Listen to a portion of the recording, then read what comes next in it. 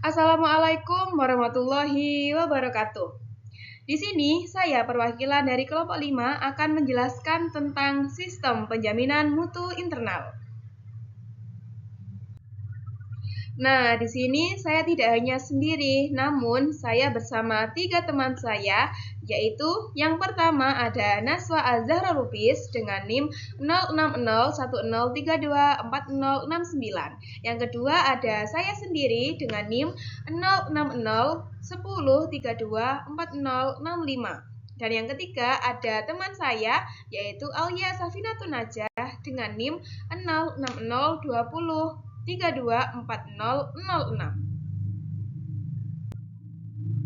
Nah, pada pembahasan kali ini kami membahas tentang 4 rumusan masalah, yang mana yang pertama adalah pengertian tentang sistem penjaminan mutu internal.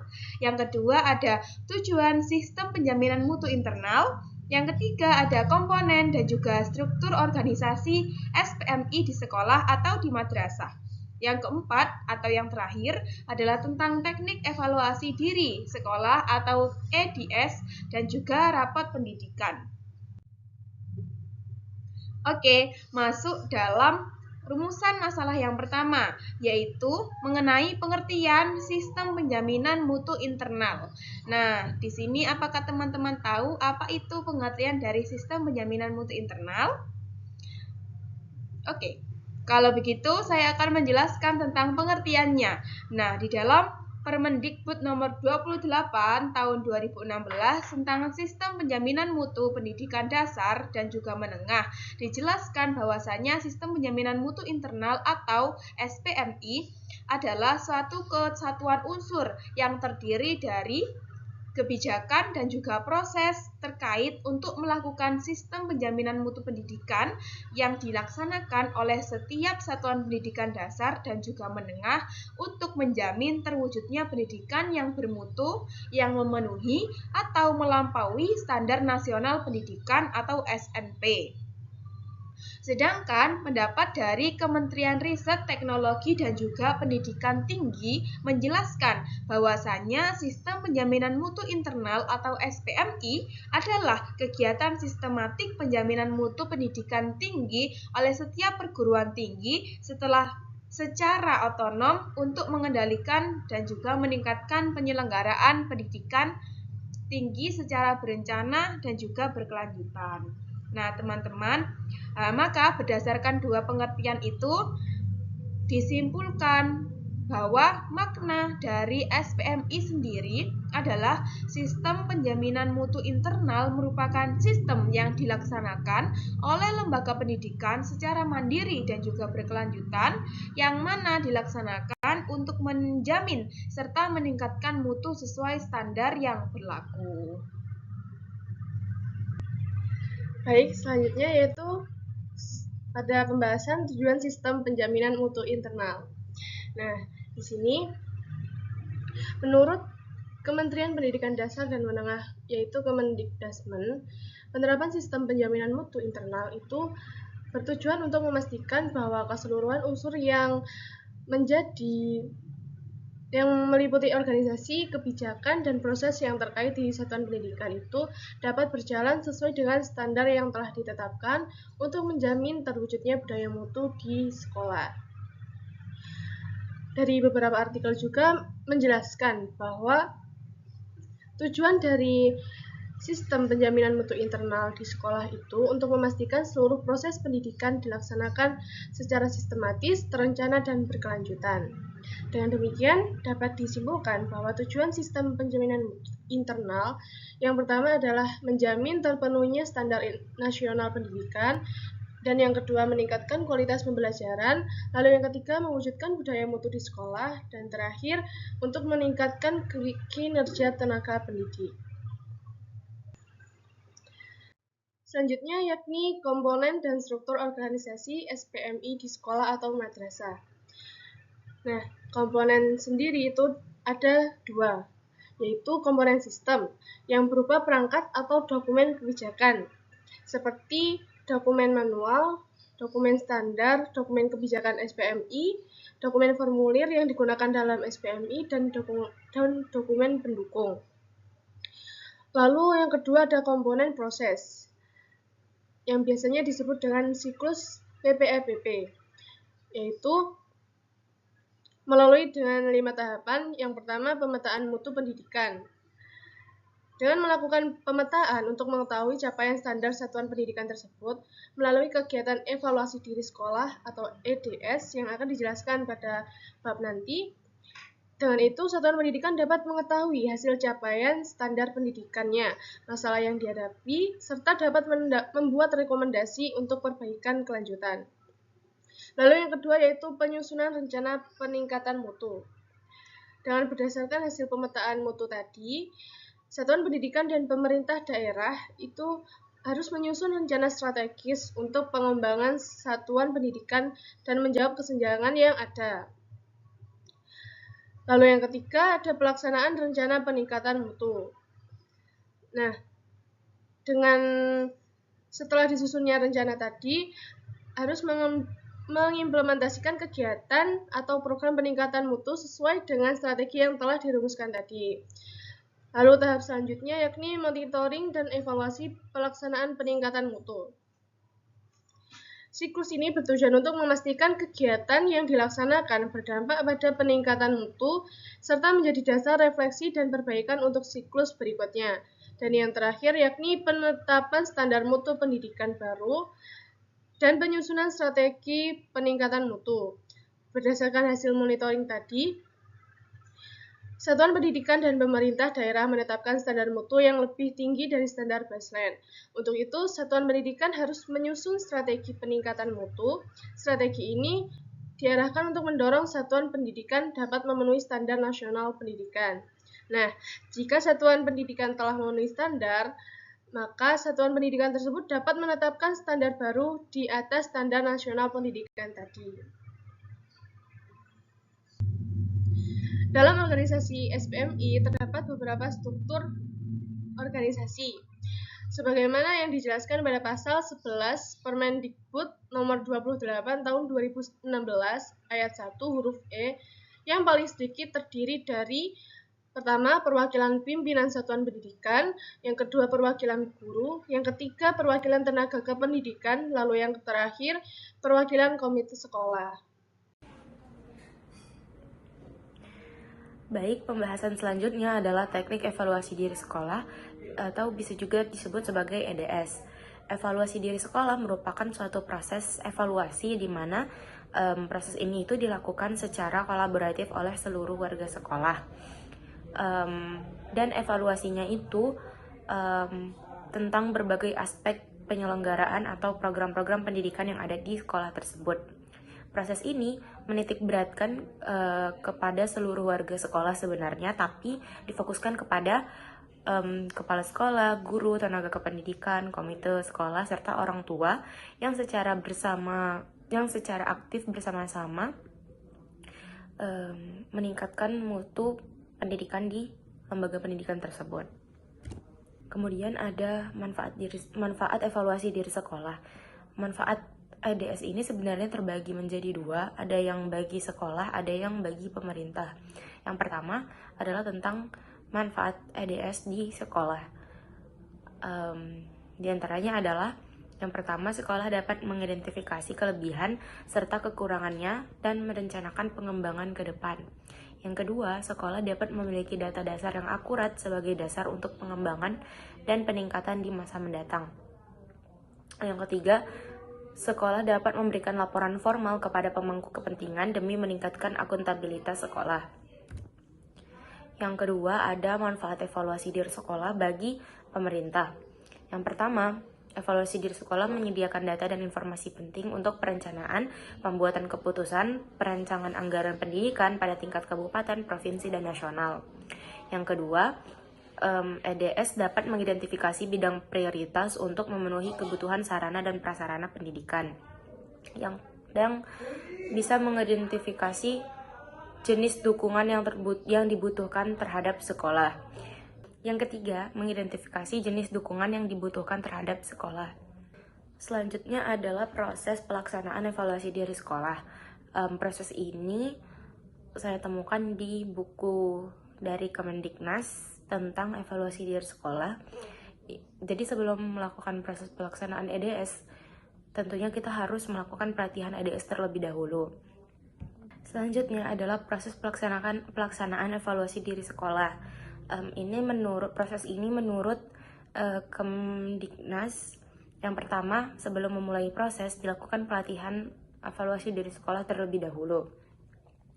Pelatihan ini ada 3 tingkat. Yang pertama, pelatihan tingkat nasional, kemudian provinsi, dan tingkat kabupaten kota untuk yang terakhir.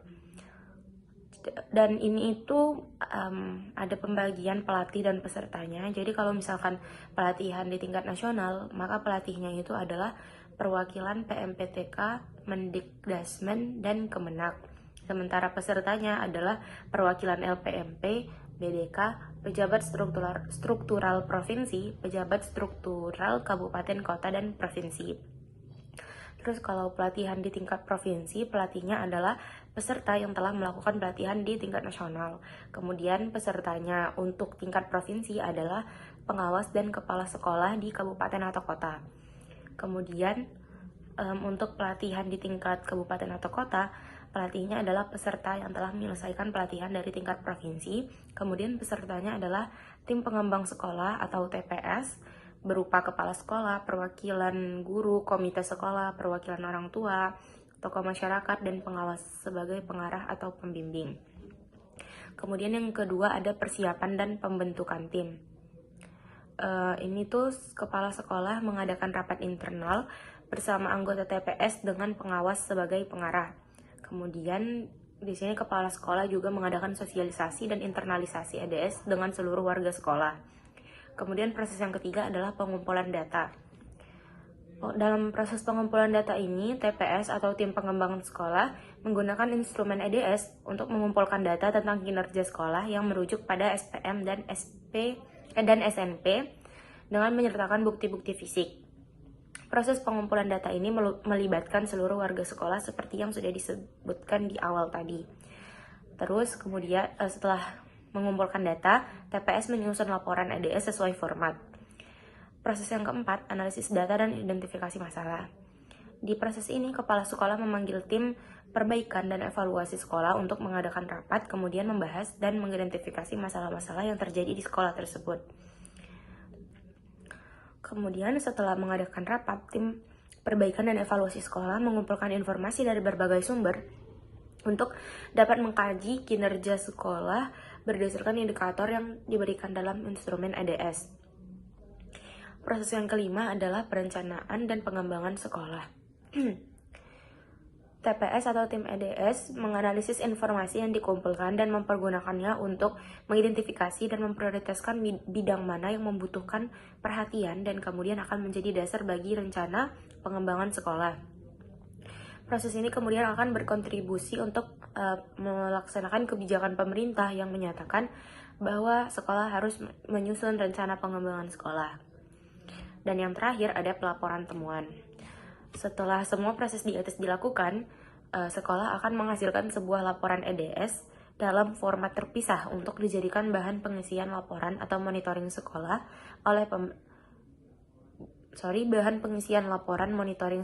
oleh pemerintah daerah atau bisa disingkat MSPD. Kemudian pengawas akan mengolah lebih lanjut untuk kepentingan kantor Diknas, kabupaten atau kota bagi penyusunan perencanaan pendidikan dan bahan pengembangan sistem informasi pendidikan. Kemudian hasil EDS dan MSPD akan menjadi bahan informasi dalam database nasional dan dapat diakses oleh seluruh kantor Diknas nasional dan provinsi melalui sistem EMIS online untuk memberikan informasi mengenai perencanaan dan kegiatan peningkatan mutu. Kegiatan ini akan difasilitasi dan dimonitori oleh LPMP dalam peran baru mereka. Kemudian pembahasan selanjutnya adalah tentang rapor pendidikan. Setelah proses-proses tadi disebutkan, ada salah satu contoh implementasi dari EDS yang dilakukan yang diteliti oleh Wulandari dalam penelitiannya di MTS Muhammadiyah 1 Gunung Rejo, di mana berdasarkan hasil penelitian madrasah tersebut, implementasi EDS itu berguna sebagai dasar penyusunan rencana kerja dan anggaran madrasah, atau bisa disingkat dengan RKAM. Dan RKAM tersebut telah berjalan dengan baik dan sebagian besar telah memenuhi standar nasional pendidikan. Hal ini terlihat dari kegiatan evaluasi yang mencakup berbagai aspek seperti proses pembelajaran, pengelolaan, sarana-prasarana, hingga pembiayaan, sehingga mampu memberikan gambaran nyata tentang kondisi mutu madrasah. Selain itu, EDS juga terbukti memiliki peran penting dalam membantu madrasah mengidentifikasi kelebihan dan kekurangan yang dimiliki sehingga dapat dijadikan dasar dalam menyusun perencanaan program dan anggaran yang lebih tepat sasaran. Seperti itu. Kemudian masuk ke pembahasan. Nah, jadi EDS atau evaluasi diri sekolah dan rapor pendidikan ini memiliki hubungan yang sangat erat dalam sistem penjaminan mutu pendidikan. Rapor pendidikan merupakan sebuah platform yang menyediakan data pendidikan, data laporan, hasil evaluasi sistem pendidikan sebagai penyempurnaan rapor mutu sebelumnya. Rapor pendidikan memiliki beberapa manfaat, yang diantaranya adalah menjadi referensi utama sebagai dasar analisis, perencanaan, dan tindak lanjut peningkatan kualitas pendidikan. Kemudian menjadi satu-satunya platform dalam melihat hasil asesmen nasional.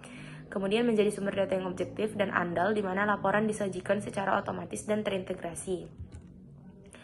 Kemudian manfaat selanjutnya adalah menjadi instrumen pengukuran untuk evaluasi sistem pendidikan secara keseluruhan, baik untuk evaluasi internal maupun eksternal. Kemudian menjadi alat ukur yang berorientasi pada mutu dan pemerataan hasil belajar. Dan yang terakhir menjadi platform penyajian data yang terpusat sehingga satuan pendidikan tidak perlu menggunakan beragam aplikasi lainnya sehingga diharapkan dapat meringankan beban administrasi.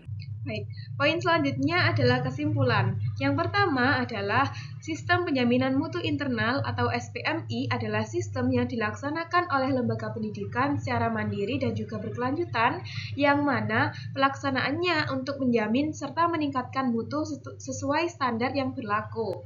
Yang kedua ada tujuan SPMI, antara lain yang pertama adalah menjamin terpenuhinya standar nasional pendidikan atau SNP. Yang kedua, meningkatkan kualitas pembelajaran. Yang ketiga, mewujudkan budaya mutu di sekolah.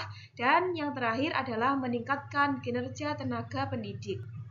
Selanjutnya yang ketiga, ada komponen SPMI yang terdiri dari dua komponen, antara lain yang pertama komponen sistem, terdiri dari dokumen kebijakan SPMI, dokumen manual, dokumen standar dalam SPMI, dokumen formulir yang digunakan dalam SPMI, dan dokumen pendukung.